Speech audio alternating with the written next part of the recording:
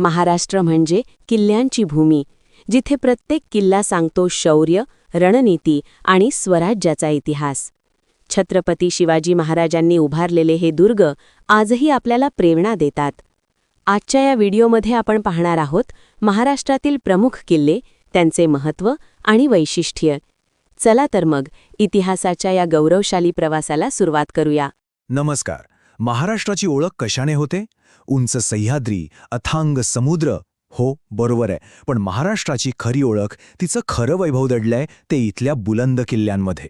आज आपण याच किल्ल्यांची, याच दुर्गवैभवाची एक जिल्हावार सफर करणार आहोत. चला तर मग सुरुवात करूया.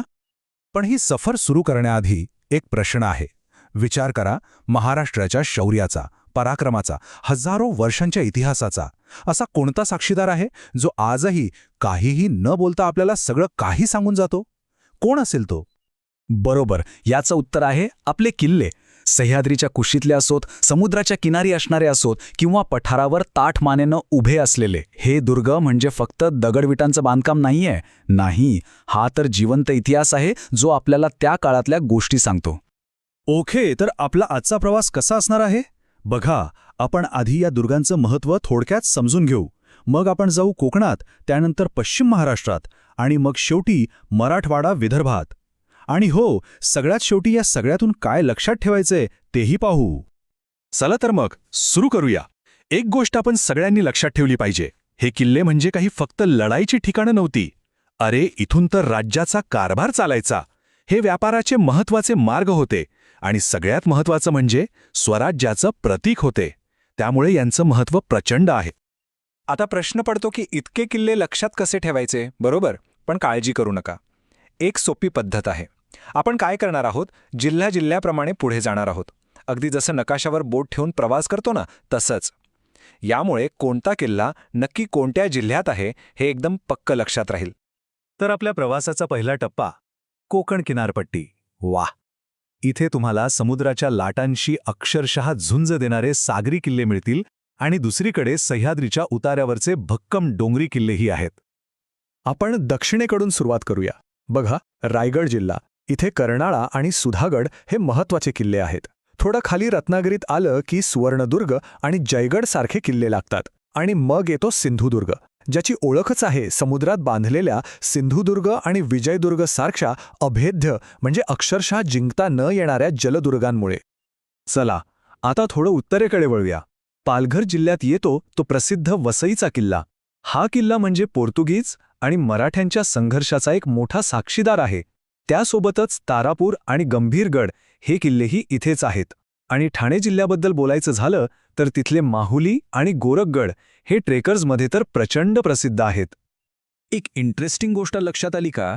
फक्त एका जिल्ह्यात म्हणजे रत्नागिरी जिल्ह्यात तब्बल 7 प्रमुख किल्ले आहेत. विचार करा, यावरूनच आपल्याला कळतं की त्या काळात सागरी व्यापारावर आणि संरक्षणावर नियंत्रण ठेवण्यासाठी हा प्रदेश किती महत्त्वाचा असणार आहे. चला तर मग आता कोकण किनारपट्टी सोडून आपण वर चढूया, थेट सह्याद्रीच्या घाटमाथ्यावर, म्हणजेच पश्चिम महाराष्ट्रात. आणि हा प्रदेश म्हणजे जणू काही किल्ल्यांचा बालेकिल्लाच आहे.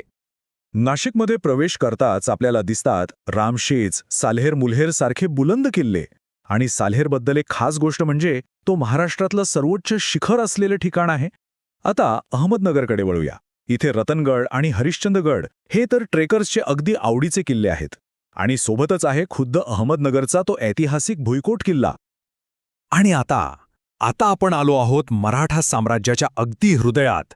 पुणे जिल्हा, सिंहगड, राजगड, तोरणा. अरे, ही नावं ऐकली तरी अंगावर रोमांच उभे राहतात. इतिहास जागा होतो. स्वराज्याची पहिली राजधानी राजगड तो इथेच आहे.